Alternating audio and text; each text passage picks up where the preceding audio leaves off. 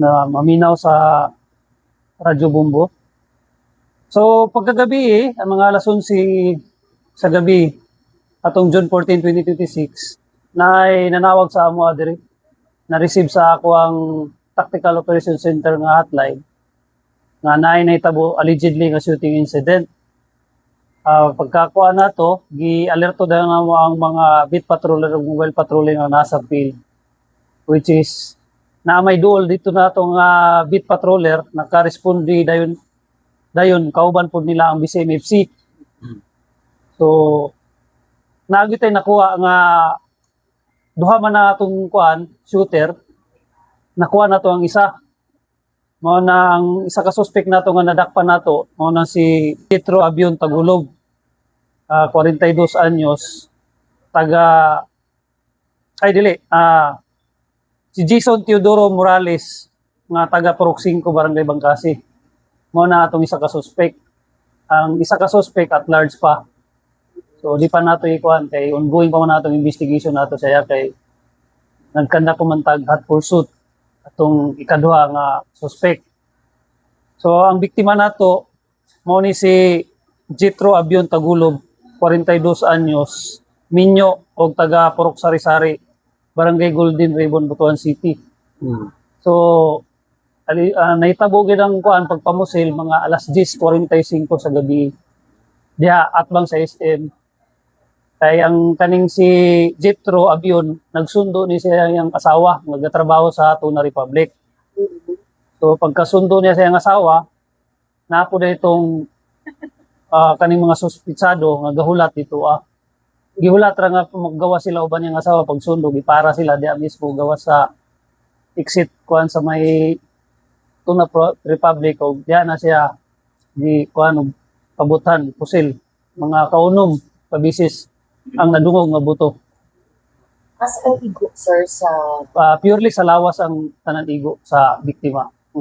Talagang sa... Sa dughan. Sir, ang kining mga ang biktima, sir, nakasakay na sila, sir, kay pagawas na sila. Nasakay na sila ng motor. Ang isa naka-ready na on board na sa kuan. Ang problema, salamat sa Ginoo kay wala nagmalfunction lang sa sakyanan, dili wala nakuha nilang motor, gitaw yung motor nila. Dugay ni andar. Nakulbaan po sila kay na may duol nga pulis na to. Motong gibiyaan nila ang ilang motor, dagan na lang sila. Nagbuwag sila dagan, motong ang isa mo nasapon sa beat patroller na to sa area. Dis ano dapat, sir? Dito ka ang isa katong nadakpan namo. Dito nagpaingon sa may KFC, daan nga KFC ang tindahan at bang saya may sano. So na may kabugangan niya, dito nagtago, dito na po siya nasapon sa atong beat patroller, kauban ng atong SWAT personnel sa BCMFC. Sa watid na sapon. Ang isawa na sapon mo itong nidagan diya sa may Dipern, masudlo nun, padlusot ito sa Sakor. So, initial lang, sir. Kasi mga motive, pag-musil o pag-musil. So sa karon di pa na wala pa mi naka-establish sa motive gyud sa kuan. Ay ongoing pa man natong investigation. So di po nato makuan kung ang kasagaran nga motive gidani is it's either personal grudges or pagka vehicle sa kwarta ba o unsa ba. So apong pa nang gi-establish nga makuha na mo ang unsa gi motibo ani anong giposiling ang biktima nato nga si Jethro. Yung biktima, sir, yung ano yung trabaho? Kasi trabaho niya, sir. Base sa among profiling sa biktima, dati ni siya nga security guard daw. Pero ningundang kay nasakit kay naay wala pa na mo nakuha na sa kay nasakit daw ni, naay sakit nga diabetes pod bago lang nakagawa sa ospital. Otong nangutana pa mi sa pamilya ni kung nabagi ni kabikil o mangutana pod mi sa barangay. So yung going pa man ang investigation dito. Pero sir, maki-confirm, sir, kaya dito ko sa area, na naingon nga ang suspect na kuhaan na itong illegal drugs. Sa inyong side. Suspect? Katong nadakpan niyo, sir. Ang katong suspect sa iyang nasa shoulder bag. Sling bag mong gina. Nakuha ng mga plastic sa shade pero walay sulod. Walay sulod. Walay sulod. Plastic sa sila. Nakuha na mo sa iya. Sir, ang asa o giun sa nato nga na-trace na ang pagdagan sa mga suspetsado. Nga nga to Yung mga nagdulot danay. Oo, ngano di na pagkaita mo magidato natawag na sa radyo. So na-identify pagingon nga na diyang area na may beat patroller na to diha nga area. Which is katong nga time ang beat patroller na unta sa SM pero pag alas 10 mo proceed na sila sa mga bar. So katong nga time pagkaitabo ang atong beat patroller nasa may CM Bistro. Pagtawag sa ila, sila may ilaman ng area. So proceeding sila sa area, ang suspect pod dito pod pa-exit. So nagkasugat sila mao tong ang isa ni liko dire sa may the Pearl nga kuan sa Bansiya na ang mga van. Ang isa mo ni nasapon gid nila. pero na-identify dayon sa mga beat patrollers nato nga mao to ang mga suspect. Actually wala pa kayo kay kuan man. Naay mga bystander nga nagtudlo. Nga mao na. Diya ni dagan. So pagkuan dito gid nila nagkasapunay gid sila dito sa may KFC. Sa pag dakop wala bay komosyon na wala na ni sukol na ni sa nato na corner nato or na Wala. Na-corner na kibali nato Na-corner kay wala siya dalang armas. Kay ang nakita na mo nga armas sa pagkuhan ay nahulog dito nga Glock nga kuan. Glock. Which is mura to gi improviser ba nga Glock. Pero katong isa sa katong 45 magigamit sa kuan sa krimen na ay nahulog dito nga magasin nga puno pagbala. dito sa 45. crime scene sir. Yo. Sa ato pa ang katong na 45 calibre 45 ang gigamit. Di pa ako kukuha kay ongoing pa man ng investigation nato. Nakatindak mo gabay na information gikan sa nadakpan nga suspect. Karon nagkuan pa ongoing pa mong investigation di pa may makakuan. Sa social media, sir, na ang mga netizen nga nag-og video ba nga, uy, di na, safety ang bukuan. Isolated na ba ni sir? Para sa imo or sa may kabahingan sa inyo, sir? Para sa ako isolated lang ni. Kay kung tanaw nimo ang pangitabo naitabo siya although sa nasa syudad naitabo pero 10 oras na sa gabi naitabo. Nyagi hulatan gyud ang biktima nga makagawas magsundo sa iyang asawa.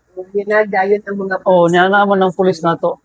So, effective, sir, ang kaning mobili nga gibuhat sa itong Epektibo gyud kay kung wala tay mga pulis nga nasa karsada at that time, wala tay beat patroller, maglisod gid ang dakop og identify sa suspect atong pangitabuan.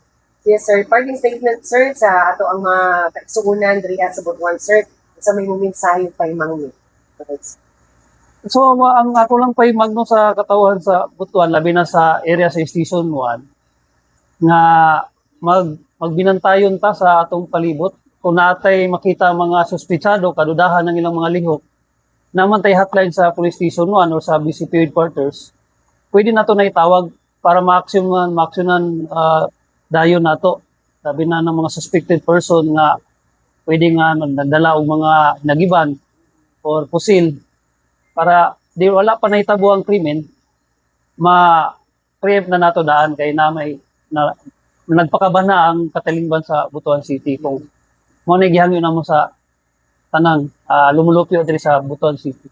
What's the easiest way, sir, nga makakontak, sir? Kasi ba ito Naman tay hotline sa kuan nga 911.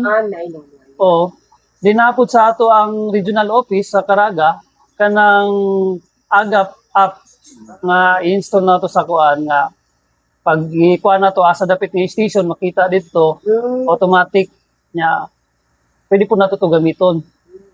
Di na po tay hotline mismo sa kada station. Pwede na to matawagan kung in case na yung mga emergency. Sir, estado sa gihimo na to nga hot pursuit sa na kuan na suspect nga pag ginato nakitaan. Sa pagkakaroon ongoing pa nga atong tracker team sa pagkuan kung asa gid siya na paingon o asa pa kuan ang atong ikaduha nga suspitsado. Paminaw ni mo, sir, nakapato diri sa Butuan, dili pa to kalayo. Para sa amo paminaw na ako murag naa pa to diri. Mo nang ongoing pa nga atong kuan sa tracker team. Ang kuan sir ang gisakyan nila sa motor na address sa atong customer. Ang motor sa suspitsado nga gigamit nila na diri sa amo karon nabilin pagali ang cellphone sa isa ka suspitsado o ang motor po sa biktima na po sa amo karon. Ang nadakpan yung mga suspect ang sa proseso nga himuon sa iha karon. Giri na namo mga dokumento para sa inquest proceeding niya. Ang sinasabi. So sa pagkaron apil tong kaso niya sa murder sa kaso sa 10591 Wala din siya kanina to kan. Wala siya natin na duha kanang murder nga gikuan niya karon ug katong na kuha nga aduing bala magasin mo tay papasakan ng mga kaso sa ila. Okay. Ang kuan sir, naman sa to gusto ditong nadakpan sir no nasa Yes. Nasa atong custody natin si Jason Teodoro Morales. ang tod ang patang lawas sir, asa nila ron gi. Na ni karon ang pateng lawas sa kuan, Mata Funeral Homes. Diri lang sa kuan. Okay.